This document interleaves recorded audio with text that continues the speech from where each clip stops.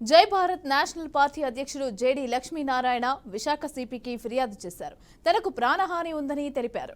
తనను అంతమొందించేందుకు విశాఖలో కుట్ర జరుగుతోందని ఫిర్యాదులో చెప్పారు. తన హత్యకు కుట్రకు సంబంధించి విశ్వసనీయ సమాచారం ఉందని అన్నారు.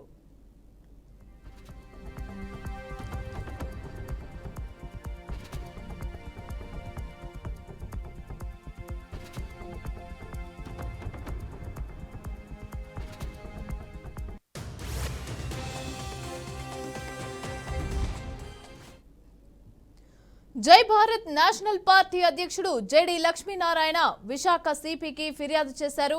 తనకు ప్రాణహాని ఉందని తెలిపారు. తనను అంతమొందించేందుకు విశాఖలో కుట్ర జరుగుతోందని ఫిర్యాదులో చెప్పారు. తన హత్యకు కుట్రకు సంబంధించి విశ్వసనీయ సమాచారం ఉందని అన్నారు.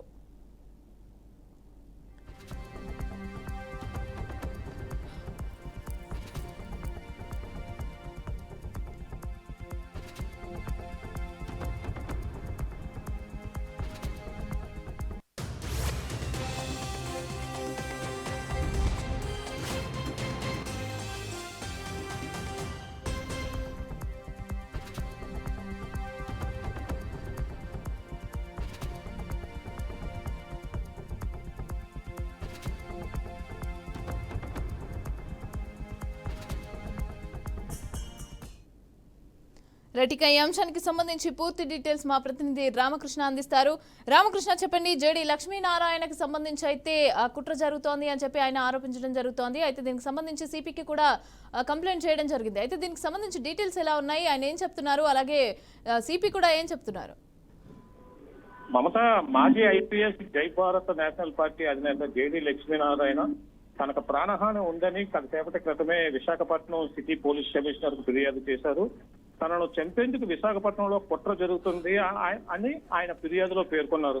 దీని కారణంగా తనకు రక్షణ కల్పించాలని విశాఖపట్నం సిటీని కోరినట్టుగా జేడీ లక్ష్మీనారాయణ తెలుస్తుంది. ఇప్పటికే ఎన్నికల్లో చాలా బిజీగా ఉన్న జేడీ లక్ష్మీనారాయణ ఎటువైపు నుంచి ఏ విధంగా తెలుస్తుందన్న భయంతో ఈ కంప్లైంట్ చేసినట్టుగా తెలుస్తుంది. మమత, రైట్, అయితే దీనికి సంబంధించి మరి సిపి ఏం చెప్తున్నారు? ఆయన సెక్యూరిటీ కల్పిస్తారా ఏంటి, ఏ విధంగా ఉంది?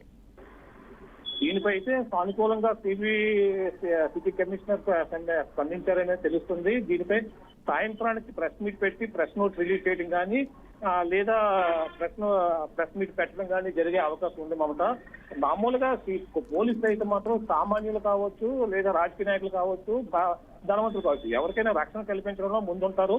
ఇందులో భాగంగా ఇది కూడా సానుకూలంగా స్పందించి ఎటువంటి ఇబ్బంది కలగకుండా చూస్తామన్నట్టుగా సాయంత్రానికి చెప్పే అవకాశం ఉంది. Mamata, right, thank you Ramakrishna, thanks for the details.